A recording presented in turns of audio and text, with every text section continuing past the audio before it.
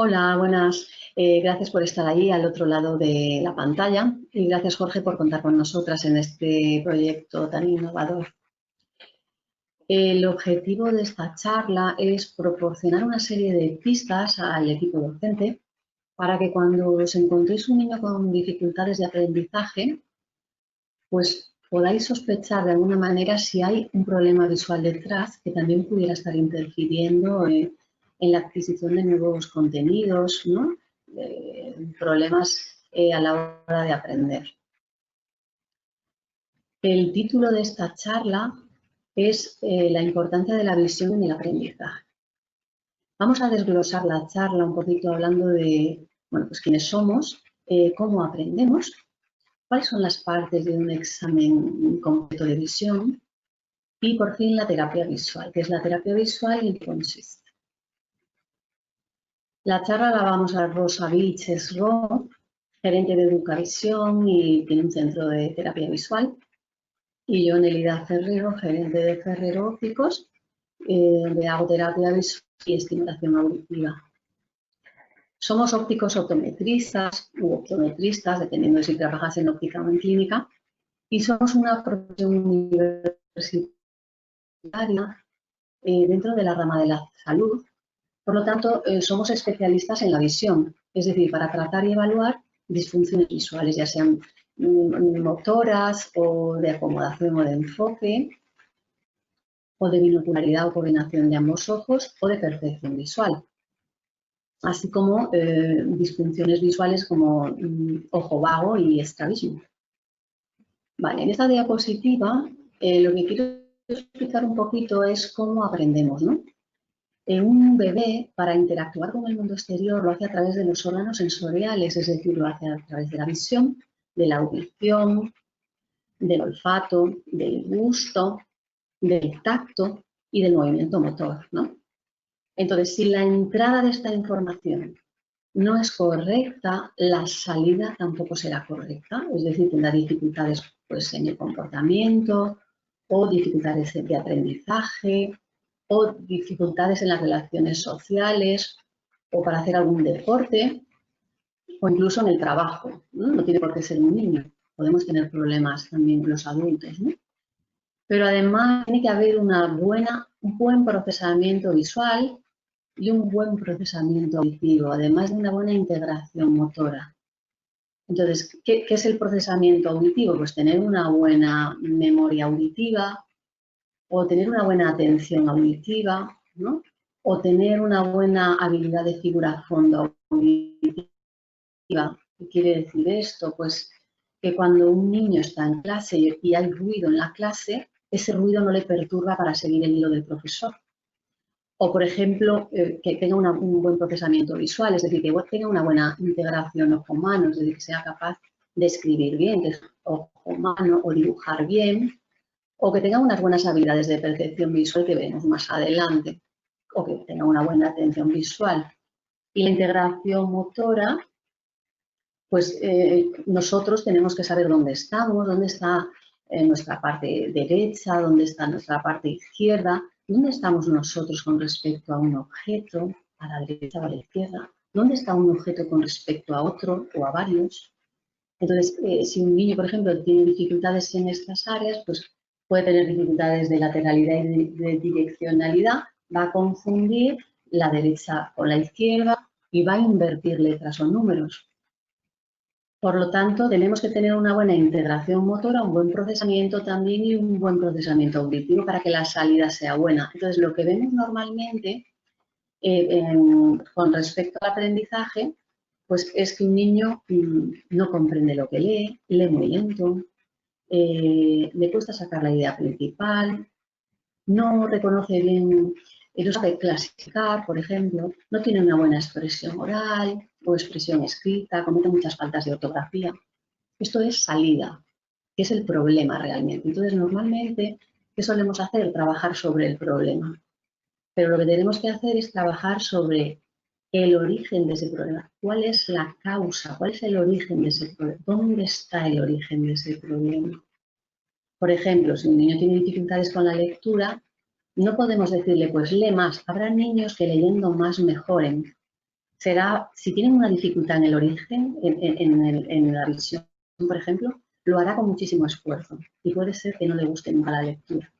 Pero puede ser que otros lo rechacen de plano. Estos hay que saber dónde está el origen de su problema para poder leer con confort. Es decir, no podemos hacer que el niño lea más para conseguir que su lectura sea mejor, sino saber qué es lo que le está ocurriendo a su sistema visual, por qué le está pasando eso en la lectura. Otro concepto importante es la diferencia entre vista y visión. ¿Es lo mismo vista que visión? Bueno, es un concepto que me gustaría que quedara aclarado. La vista y la visión no es lo mismo. La vista es la capacidad que tiene el ojo para ver de lejos y la visión es un concepto mucho más amplio. La visión está repartida por todo el cerebro. El 70% de la información que entra al cerebro es visual. Le da sentido a lo que vemos. Es la capacidad que tiene el cerebro para identificar, procesar y comprender lo que vemos. Por lo tanto, si un niño no tiene una buena vista es porque pueda tener un problema refractivo o una patología. Si tiene un problema refractivo lo solucionamos con gafas o lentes de contacto. Sin embargo, un problema de visión es algo mucho más complejo. Tenemos que hacer un examen optométrico completo para saber si el niño tiene un problema de visión. El 95% de los niños que nos encontramos con problemas de aprendizaje en nuestras consultas tienen una vista del 100%, pero no tienen una buena visión. Por lo tanto, es muy importante hacer un examen completo, como es el diagrama que he expuesto aquí. La vista está ahí, es una parte de la visión, pero no es el todo. Tenemos que tener unos buenos movimientos oculares, tenemos que tener una acomodación rápida y eficaz, tenemos que tener una buena binocularidad y tenemos que tener unas buenas habilidades de percepción visual. De ahí que tengamos que hacer este tipo de examen, porque si no, si le evaluamos solo la vista, nos quedamos flojos, no sacamos toda la información de su sistema visual y puede que detrás haya un problema de visión que esté interfiriendo en el aprendizaje.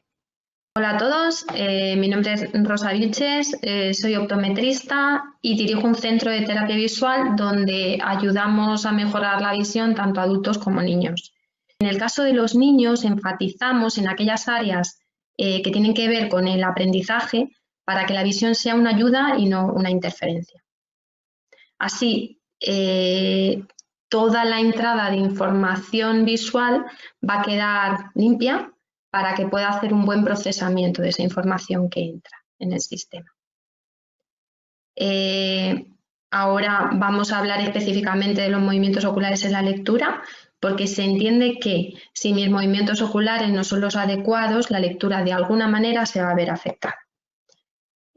Aquí hemos puesto qué son los movimientos oculares. Tenemos en realidad dos tipos y la fijación es algo muy relacionado que debemos sí o sí explicar. Como veis aquí tenemos un ojo con los músculos extraoculares alrededor. Estos músculos son los que se van a mover de forma coordinada, un ojo con el otro, y eso me va a permitir que yo pueda hacer un movimiento muy preciso, ¿vale? En la contracción de un músculo, la relajación de otro, a la vez que lo hace un ojo y lo hace el otro, eso me va a permitir que yo pueda dirigir mis ojos al punto del espacio que yo considere. Entonces tenemos por un lado el movimiento de seguimiento, que es el que va a realizar, que van a realizar mis ojos cuando yo quiero seguir un objeto que se mueve, por ejemplo una pelota. Y el movimiento sacádico es el que van a realizar mis ojos cuando quiero mirar de un punto a otro. Ese salto que realizo de un punto a otro es el movimiento sacádico. Y la fijación es la capacidad de mantener mirando a un punto sin necesidad de tener que mirar a otro. Es el tiempo que soy capaz de estar mirando a un punto sin mirar a otro. ¿De acuerdo? La fijación tiene mucho que ver también con la maduración y la edad. Los niños más pequeños van a tener fijaciones más cortas y conforme vamos creciendo y vamos madurando, las fijaciones pueden ser más largas. ¿Qué sucede? Pues que un niño pequeño que está empezando a leer quizá necesitaría fijaciones más largas para saber qué pone aquello que le está viendo o qué significa. pero en ese momento su sistema por maduración no le permite el poder estar ahí demasiado tiempo. Sin embargo, cuando ya vamos creciendo, si a mí me ponéis una palabra que nunca he visto o que, por ejemplo, está en otro idioma y yo necesito estar 3 minutos mirando esa palabra, tengo la capacidad para poder estar ahí ese tiempo. Sin embargo, eso no se lo podemos pedir a un niño pequeño. ¿De acuerdo? ¿Se entiende? ¿Sí? Por otro lado, quería explicar también que esto no me parece muy importante. Cuando yo realizo un movimiento de seguimiento, tenéis que entender que yo necesito ver esa imagen o ese objeto que está en movimiento, necesito verlo limpio y claro en todo momento. Con lo cual, conforme él se va moviendo, yo tengo que hacer movimientos muy precisos para poder seguirlo y para poder mantenerlo enfocado. Eso significa que ese objeto debe quedar siempre dentro de mi fobia, de la zona de mi retina de máxima agudeza visual, ¿vale? Dentro de mi retina tendré fobia, máxima agudeza visual, que es la zona central, la retina central, y la periferia, que va a ser una zona muy, muy importante que me va a ayudar con la parte de la búsqueda. Vamos a verlo en la siguiente diapositiva, ¿vale? Lo que os decía, por un lado tenemos la retina central, que es la que me va a permitir ver un objeto limpio y claro, y es la que se pone en marcha cuando yo fijo un objeto, por eso ponemos aquí retina central fijación, y por otro lado está la retina periférica, que es el resto de mi retina que me permite ver objetos pero sin fijarlo. Si ahora os ponéis todos el dedito delante y lo fijáis, veis que mi dedo se ve limpio y claro, pero aparte del dedo yo estoy viendo mucho más campo visual. Todo ese campo visual que yo estoy viendo, todos esos objetos, yo estoy viendo mi dedo, detrás del ordenador, la mesa, el mueble que hay atrás, todo eso se procesa a través de mi retina periférica. No lo veo igual de nítido, porque no lo estoy fijando. Cuando yo quiero ver algo nítido, sí o sí lo tengo que fijar y tengo que ir a la retina central. Pero soy capaz de ver esas imágenes aunque no sean con tanta nitidez. ¿Y eso en qué me va a ayudar? Cuando estoy leyendo, en lo que me va a ayudar sobre todo es en poder saber dónde tengo que saltar. Va a ser como un sistema de búsqueda que me va a ayudar a rastrear en el espacio dónde tengo que colocar mis ojos para saltar. Esto que estamos hablando me sirve cuando yo quiero pasar de un dedo a otro, que es un movimiento sacádico, pero ¿dónde me sirve muchísimo, muchísimo? Pues en la lectura. Cuando yo voy a leer, coloco mis ojos en un punto fijo, extraigo la información que soy capaz de ver en ese momento y con mi retina periférica yo ya estoy viendo qué hay cerca. Con lo cual preparo mi sistema para que el siguiente salto sea mucho más preciso. ¿Vale? Entonces, con mi retina central fijo, extraigo información, pero a la vez que estoy extrayendo esa información, con mi retina periférica ya estoy preparando el sistema y puedo dar el siguiente salto. Con lo cual, cuanto mejor visión periférica tenga, mejor rastreo voy a hacer, mejor sacádico y mejor voy a leer más rápido. ¿Vale? Como veis aquí, tenemos un texto con los movimientos oculares de una persona durante la lectura. ¿Vale? Como veis, los movimientos sacádicos no son regulares, las fijaciones tampoco lo son. Todo eso va a depender del tipo de texto que me encuentre. Si es un texto muy sencillo, mis fijaciones van a ser muy cortas y mis sacádicos, o sea, no voy a necesitar hacer tanto salto, porque si es un texto sencillo, con menos lo voy a tener. Sin embargo, si es un texto complejo, yo voy a necesitar hacer muchos sacádicos y las fijaciones más largas para entender qué pone.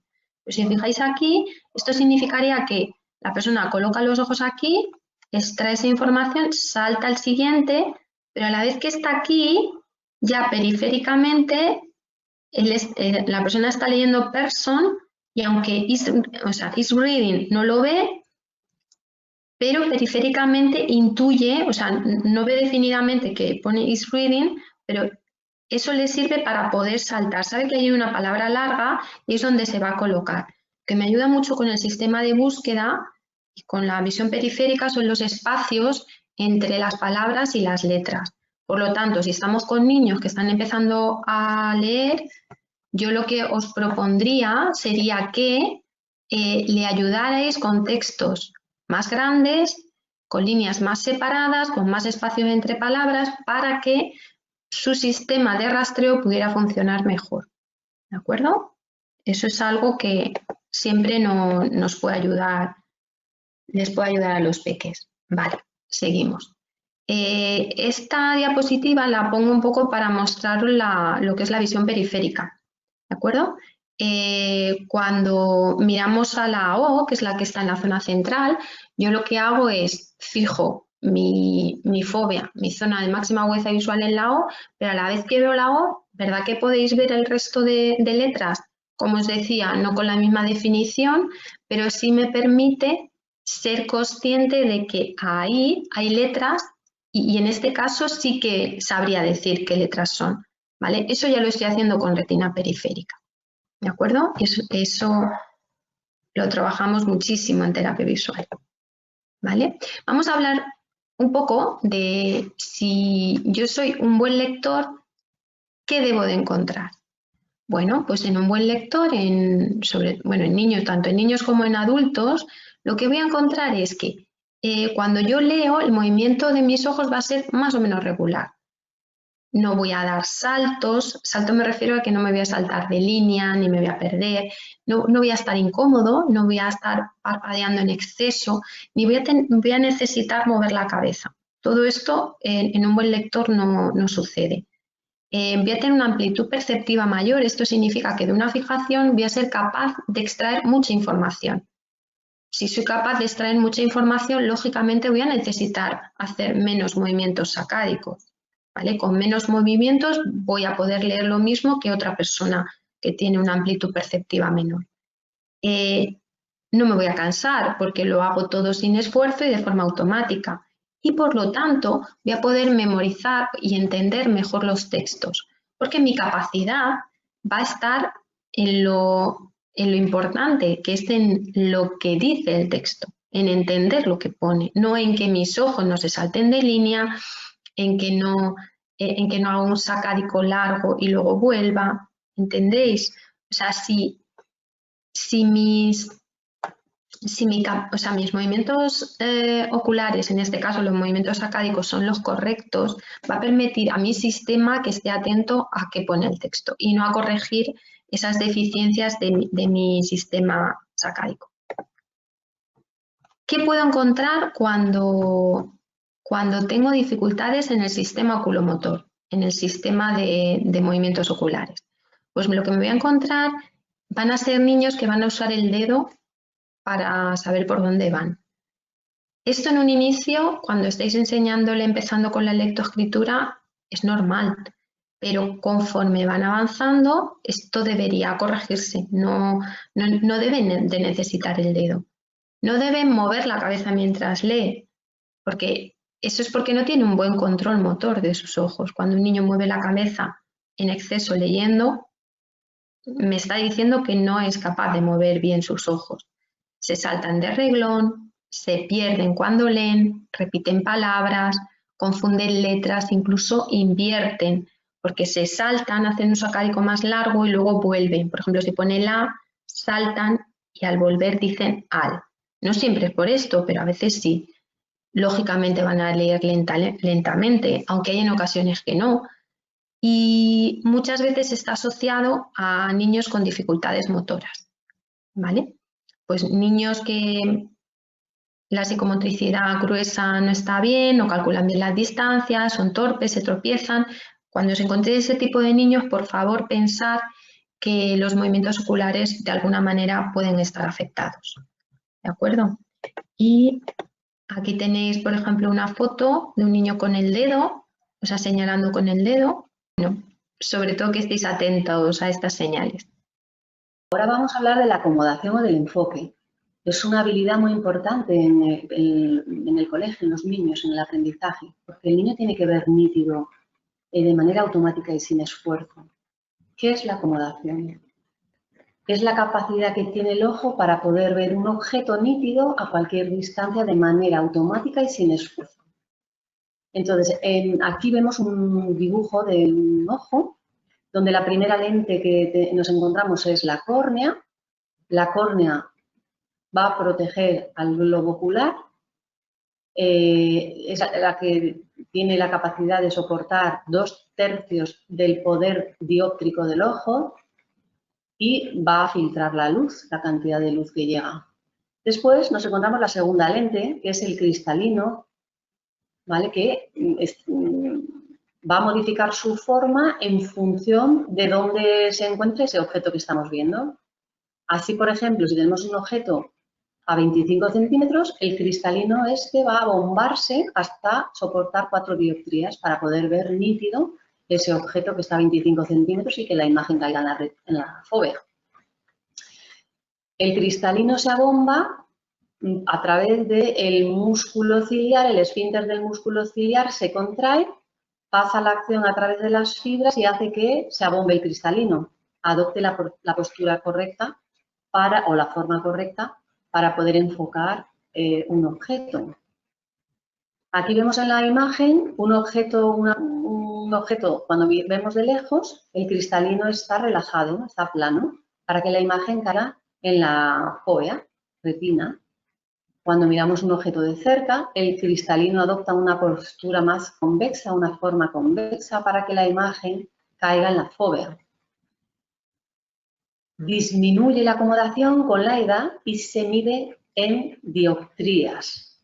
En la acomodación se produce, cuando miramos un objeto en visión de cerca, lo primero que se produce es enfoque. El cristalino adopta una forma así para poder enfocar ese objeto. A continuación, se produce a la vez convergencia de los ojos se juntan y disminuye el tamaño de la pupila. Todo esto para ver una imagen única, nítida y focalizar la mirada en el objeto que estás viendo. Tenemos que tener claros en la acomodación una serie de conceptos como es el punto próximo, que es la distancia más cerca que el niño es capaz de ver una letra nítida. Se mide en centímetros. Por ejemplo, un niño que vea un objeto a 25 centímetros va a soportar una acomodación tiene que poner en juego 4 dioptrías, que sería la amplitud de acomodación, que es la inversa de esa distancia en metros. 1 partido por 0,25 me va a dar 4 dioptrías. La flexibilidad acomodativa, ¿qué es? Es la capacidad que tiene el niño para cambiar de foco. Cuando está mirando el cuaderno, lo tiene que ver nítido y cuando pasa a mirar la pizarra, tiene que verlo nítido y viceversa, de manera rápida y automática y sin esfuerzo. En esta tabla, lo que vemos es la amplitud de acomodación que disminuye con la edad. Por ejemplo, un niño de 10 años tiene una amplitud de 14 dioptrías. Eso quiere decir que el objeto que puede ver más cerca está a unos 7 centímetros. Cuando cumplimos 20 años, ese objeto que puedo yo ver más cerca nítido está ya a 10 centímetros. Pero cuando cumplo 50, la cosa se pone peor. Y el objeto que puedo ver más cerca nítido está a 40 centímetros. Esto lo arreglamos con unas gafitas y problema resuelto. Bueno, nos podemos encontrar diferentes dificultades en la acomodación. Que tengamos una insuficiencia acomodativa. ¿Eso qué quiere decir? Pues un niño que se comporte como un présbita, como una persona de 50 años, pero el origen de la dificultad no es porque su cristalino está engrosado o está menos flexible. Es porque no sabe enfocar, es una habilidad, no sabe hacerlo o porque tenga un defecto refractivo no compensado. Entonces, este niño, si tiene que leer a 25 centímetros, lo que le va a ocurrir es que sus ojitos no van a estar a 25 centímetros, van a estar a 40 centímetros. Y entonces estará por detrás del plano del libro, con lo cual estará viendo borroso e incluso doble. Tendrá problemas para concentrarse cuando esté leyendo o para comprender lo que lea. Lo mismo puede ocurrir al revés, que un niño tenga un exceso acomodativo, es decir, que ponga en juego más cantidad de dioptrías de las que toca para leer a 25 centímetros. Este niño puede tener dolores de cabeza o visión doble, por lo tanto no estará atento a lo que está haciendo, un sobreesfuerzo acomodativo y estará incómodo. Luego puede ser que también le disminuya su comprensión lectora. O también puede ocurrir que tenga una inflexibilidad acomodativa, es decir, que cuando pasa del cuaderno a la pizarra tarda en enfocar o viceversa. También estará por debajo de su rendimiento en el cole. Y después puede ocurrir que tenga fatiga acomodativa. ¿Eso qué quiere decir? Es el primer estadio de la insuficiencia. Al principio el niño enfoca perfectamente, pero al cabo del tiempo ya no puede. Se trata de la misma manera que una insuficiencia. Tendría los mismos síntomas. ¿Qué síntomas nos podemos encontrar entonces con un niño que podamos sospechar que tenga un problema acomodativo? Pues que se cansa con facilidad, porque el gasto energético es muy grande cuando ves borroso. Y si no, que nos lo digan a nosotros. Si nos dejamos las gafas de cerca, ponte a leer un libro. Pues no puedes, no te concentras, no entiendes, te duele la cabeza, estás incómodo. Pues lo mismo le pasa a los niños. Que te duela la cabeza, que parpadees mucho y se frota los ojos, rechaza la lectura por el cansancio y porque no se entera, se acerca al papel demasiado porque está haciendo un sobreesfuerzo acomodativo, baja comprensión lectora porque no ve nítido, sueño al leer porque se cansa, baja atención, le pican y le escuecen los ojos, una falsa miopía, esto puede ser por un exceso de acomodación, que cuando va a mirar de lejos no relaja el cristalino y entonces se comporta como un miope, pero realmente no es un miope estructural, es un miope funcional por un problema acomodativo, no sabe relajar. Visión doble o que se le muevan las letras. Nos podemos encontrar pacientes que se acercan demasiado al papel por diferentes motivos. Uno, por un sobreesfuerzo acomodativo, que hemos dicho antes, ¿verdad? Acomoda demasiado, converge demasiado y se acerca al papel. Un problema funcional, se soluciona con terapia visual. O un problema de una miopía no compensada. Un niño que sea muy miope se va a acercar al papel para ver nítido, porque su punto próximo está muy cerca. Y si no, nos habremos encontrado muchas veces personas presbitas muy miopes que se quitan las gafas para ver de cerca y se acercan el papel, por esa misma razón. Al niño le puede pasar lo mismo, pero este niño no tiene que llevar gafas. O que coja el lápiz muy por la punta y entonces cuando va a escribir no ve lo que está escribiendo y se acerca por ese motivo. Entonces, solucionando la pinza de escribana se soluciona este problema. O también puede ser por un problema atencional. Entonces, para centrar su atención, se acerca mucho al papel, de manera que disminuye el campo visual y tiene el objeto o el estímulo que quiere ver lo tiene más controlado, no se dispersa tanto. Entonces, resumen, un problema acomodativo es muy importante solucionarlo en un niño, porque le va a afectar muy de cerca a la visión próxima, sobre todo a la lectura y a la comprensión lectora. Y a veces se puede confundir con un problema atencional. Hola de nuevo. Ahora toca hablar de la convergencia o coordinación entre ojos. Antes hablábamos de movimientos oculares, Nelly habló de acomodación y ahora toca coordinación o convergencia. Todos estos sistemas que hemos ido hablando de ellos de forma separada, sabed que suceden todos a la vez.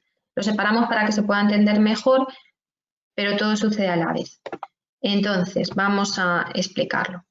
La convergencia sería ese movimiento involuntario que realizan mis ojos cuando paso de visión lejana a visión cercana. ¿De acuerdo? Ahí no tengo que hacer nada especial, es algo como natural.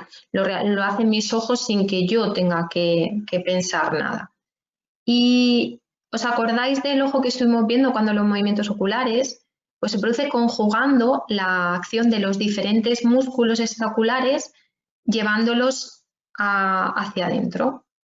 ¿De acuerdo? Si os fijáis, a ver, un segundo, si os fijáis aquí, esto sería, si de cada uno de mis ojos saliera una línea hacia donde estoy mirando, cuando yo miro al infinito, esos ejes deberían ser paralelos. Sin embargo, cuando miro cerca, esos ejes se deberían de unir justo en el punto donde estoy mirando. Entonces, cuanto más cerca miro, más los ejes más cerca están, o sea, más tengo que converger, ¿vale? Por lo tanto, por ejemplo, en un niño que está trabajando a esta distancia, la convergencia va a estar mucho más marcada que en un niño que mantiene una buena distancia. Fijaos en China, para que no suba la miopía, mantengan una buena distancia de trabajo, mirad qué técnicas utilizan para mantener una buena distancia y que no suba la miopía, porque hay muchísima relación. Bueno, vamos a explicar las diferentes heteroforias que hay. Las heteroforias son desviación de los ejes visuales que no corresponden con lo esperado. En principio, mis ejes visuales, que es lo que estamos hablando hace un momento, que es donde apuntan mis ojos cuando miro a lo lejos, deberían estar paralelos.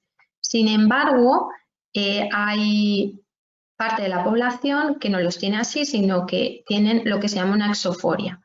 Significa que mis ejes, en vez de estar paralelos, van a estar ligeramente abiertos. Por lo tanto, cuando tienen que mirar acerca, tienen que enderezar y luego converger. Tienen que hacer un sobreesfuerzo.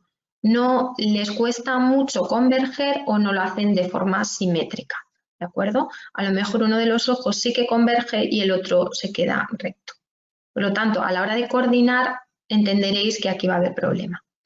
En endoforia es justo lo contrario. Si mis ejes, en vez de estar paralelos, están un poquito hacia adentro, cuando yo voy a leer o voy a mirar algo de cerca, la convergencia ha de ser menor. Pero cuando yo miro algo de cerca, como enfoco, acomodo, sí o sí al acomodar también tiro de mis ejes hacia adentro. Por lo tanto, cuando tengo una endoforia y voy a mirar algo de cerca, mis ejes se van a pasar.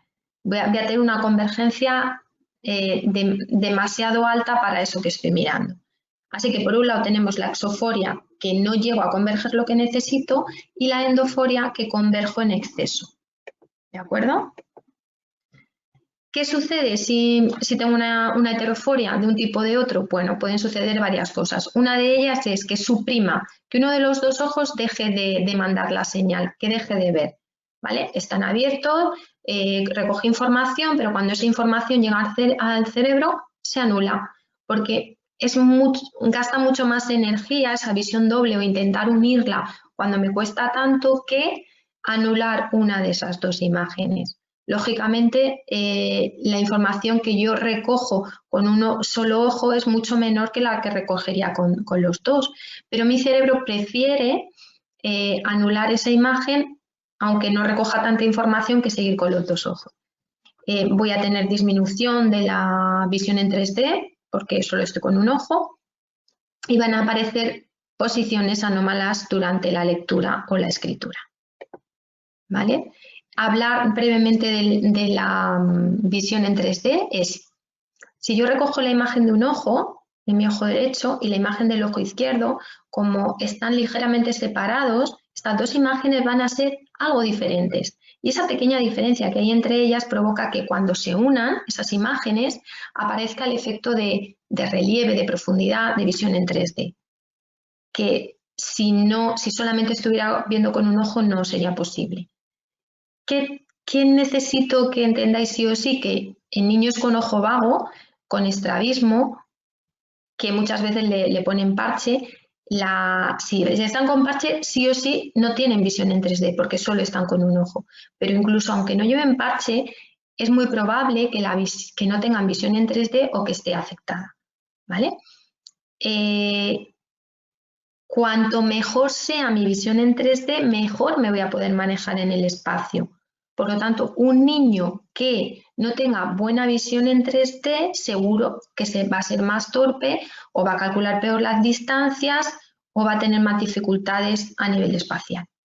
Y esto también provoca posiciones anómalas. ¿Qué voy a encontrar en un niño que no tiene una buena binocularidad? Una buena coordinación o convergencia. Pues como va a tener dificultad en fusionar esas dos imágenes, esto va a provocar bastante tensión a nivel visual.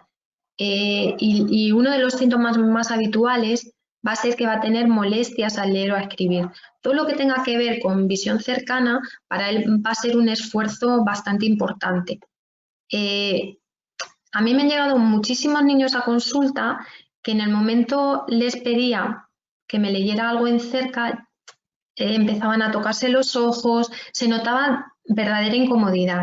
Pensad, cuando esto suceda, pensad que puede ser un problema de convergencia, también de acomodación y de otros tipos, pero tener eso siempre presente, porque de verdad que es muy, muy incómodo.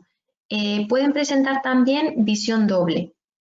El problema de la visión doble es que el niño no te va a decir que ve doble, porque para él eso es normal. Entonces, si no se lo preguntamos, difícilmente un niño te va a venir y te va a decir, es que cuando leo estoy viendo doble. Él entiende que él siempre ha visto así, que eso es normal, así que preguntémoslo.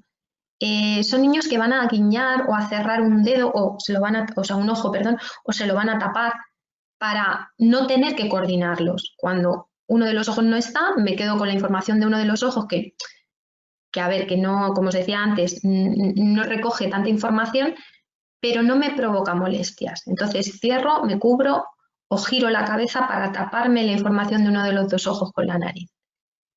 Son niños que no van a acabar la tarea a tiempo porque les supone mucho esfuerzo. ¿Entenderá bien lo que lee?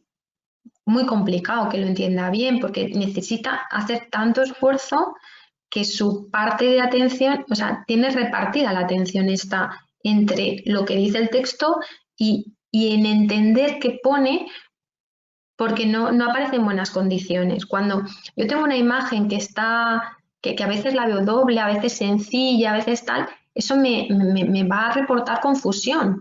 Lo pongo en siguientes síntomas que no tienen muy claro qué es lo que están viendo. Si alguna vez tenéis la oportunidad de poder coger un prisma y os lo ponéis delante del ojo, veréis que porque no es una visión doble, como si dijéramos, completa, sino a veces pueden fusionar, a veces se desvía un poco, a veces se desvía mucho, o sea, es como muy inestable y eso provoca que lo que están leyendo no tenga sentido en muchas ocasiones. Entonces, disminuye la compresión lectora, van a tener mucha dificultad para pasar de la pizarra al texto. La pizarra, los ejes estarían rectos y cuando miran al texto han de converger. Entonces, ese cambio les cuesta muchísimo. En ocasiones desvían un ojo si tienen estrabismo y se le pueden mover las letras porque está todo como muy inestable. ¿De acuerdo?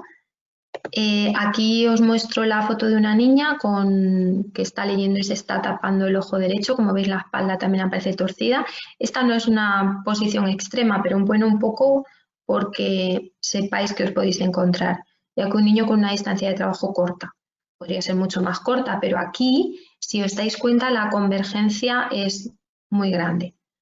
Pues yo creo que con esto tenéis unas buenas herramientas para poder detectar dificultades en la coordinación visual en los niños. Hasta ahora hemos hablado de la entrada de información visual, es decir, veo una única imagen nítida y soy capaz de pasar de un objeto a otro de manera controlada. Por lo tanto, tengo ok mi acomodación, ok mi binocularidad y ok mis movimientos oculares.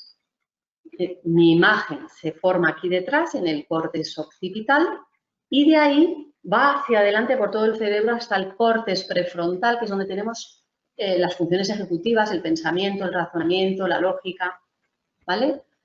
Por lo tanto, la percepción visual está ahí. La percepción visual es la capacidad que tiene el ojo para comprender, identificar y distinguir un objeto. Es decir, es darle sentido a lo que veo. Entonces, aquí he puesto dos imágenes. En la de la izquierda, bueno, pues se ve unos árboles, ¿verdad? Hay un paisaje, unas montañas, pero se ve otra cosa más. Habrá personas que lo vean muy rápido y hay otros que tarden más. Esto es la capacidad que tiene cada uno para interpretar. Hay una mujer aquí y dos hombres a los lados. Esto es el pelo y el pelo. ¿Lo veis? Y en la imagen de la derecha vemos otro paisaje, que es un árbol, el mar, ¿no? Y al frente, pues como una isla o la costa, ¿no? Pero también vemos otra imagen, que es un bebé que está aquí dentro.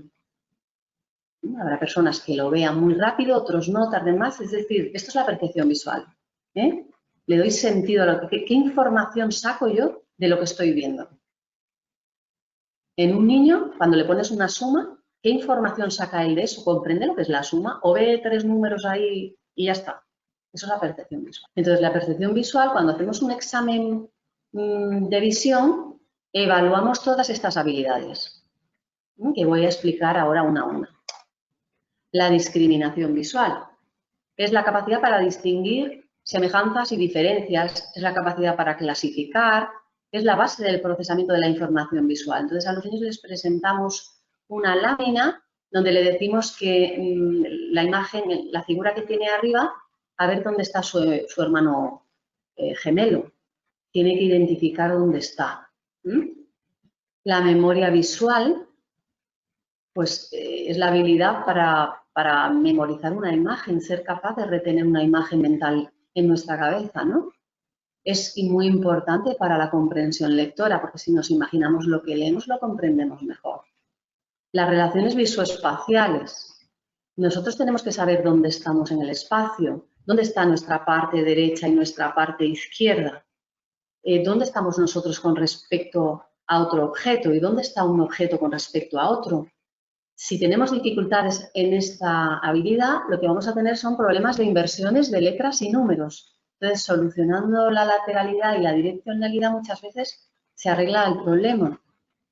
En la habilidad de constancia de forma, es la capacidad para identificar un objeto, aunque este esté más pequeño, más grande o cambiado de posición. Tiene mucha importancia en el aprendizaje. Es la base del razonamiento y de los conceptos básicos de matemáticas como tamaño, magnitud y posición. La figura fondo. Le presentamos al niño esta imagen donde le decimos que tiene que buscar esta figura en alguna de las que hay aquí abajo. Entonces, si le cuesta, suelen ser niños que se distraen con facilidad, les costará encontrar cosas de mapas, libros y textos, hacer resúmenes, estudiarán más bien de memoria. Esta habilidad también tiene mucha importancia en el aprendizaje. Memoria visual secuencial.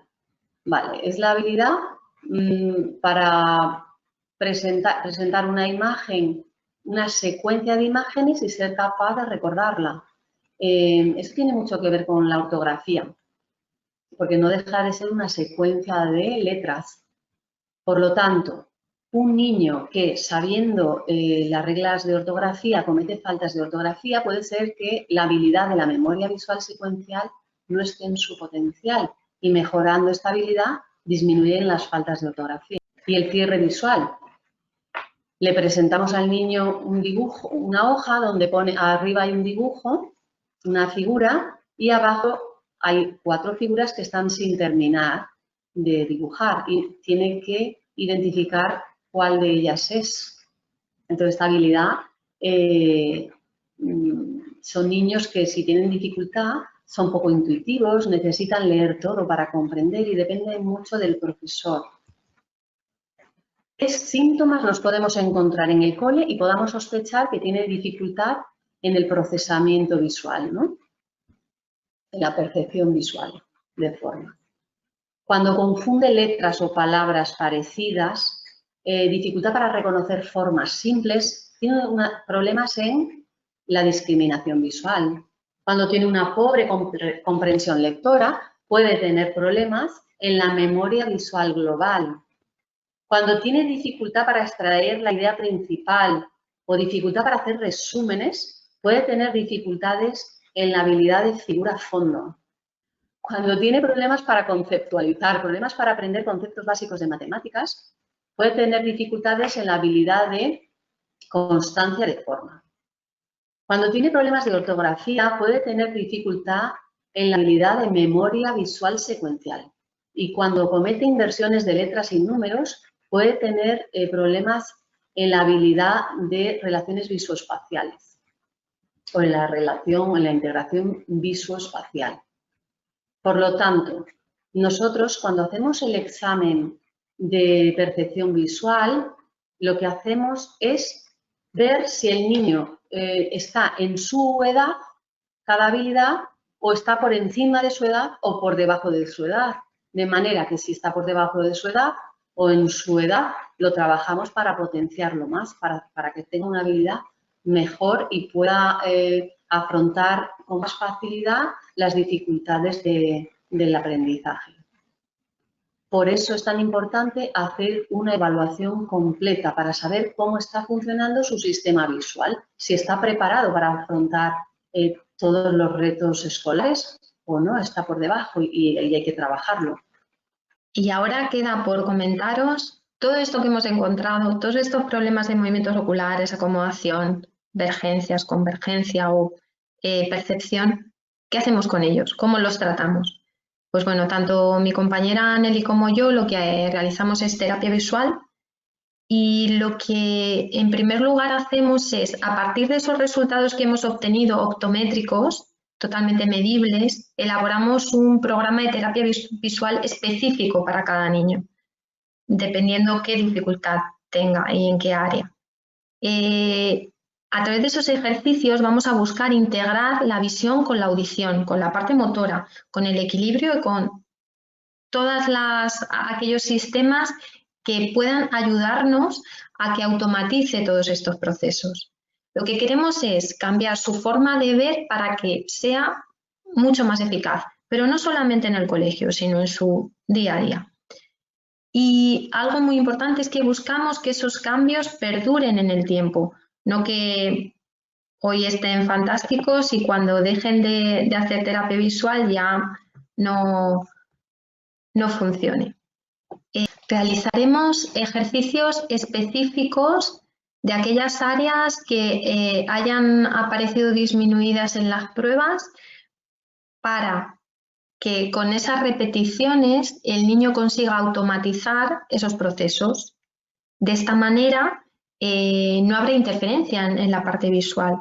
Pero algo muy importante que debemos entender es que no se trata solamente de que el niño haga un ejercicio muchas veces para que eso se automatice, sino el ejercicio tiene que repetirse, pero con conciencia y subiendo cada vez el nivel más. O sea, no es sigue la pelota, esto durante 3 meses, sigue la pelota, mis movimientos de seguimiento ya van a mejorar. No funciona así. Sino tenemos que conseguir que el niño cada vez sea capaz de hacer tareas más complicadas y con más interferencias para que esto se automatice. Tiene que haber un nivel de conciencia y esto es lo complicado de la terapia visual. ¿De acuerdo? Y si conseguimos que estas habilidades mejoren, sí o sí el proceso lector se ha de ver beneficiado. Y ahora os voy a enseñar un pequeño vídeo, ¿de acuerdo? Una muestra de lo que hacemos en terapia visual. Se trata de actividades principalmente visuales en las que el niño se motiva y se divierte. Aquí, por ejemplo, trabajamos acomodación, que es el cambio de enfoque. En esta otra discriminación visual, al de ver hacia dónde se mueve la imagen. Convergencia, para él es un juego, pero está convergiendo. Aquí está trabajando fusión y es consciente del espacio de forma mucho más plena. Aquí fusión, le obligamos a ver con los 2 ojos, coordinación ojo-mano. Discriminación visual, copia la imagen. Aquí seguimientos.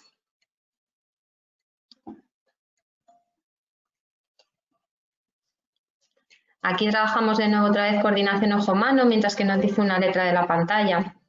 Esto es un aparato sinoctóforo. Esto es lo que ve con el ojo derecho, lo que ve con el ojo izquierdo y luego ha de juntar esas dos imágenes a nivel cortical.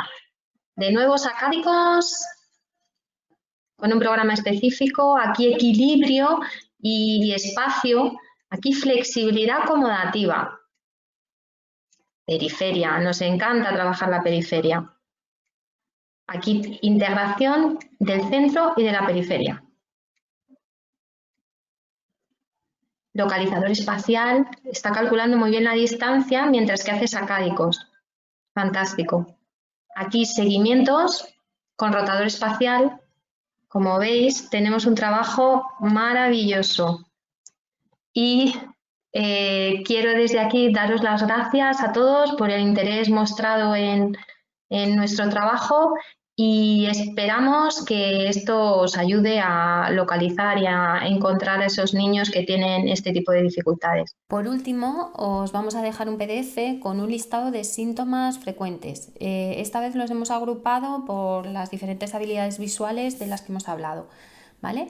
Y debéis de recordar, eso sí, que para estar seguros de que tenemos un problema visual, siempre hay que hacer una revisión exhaustiva, evaluando esas habilidades de las que hemos hablado, ¿vale?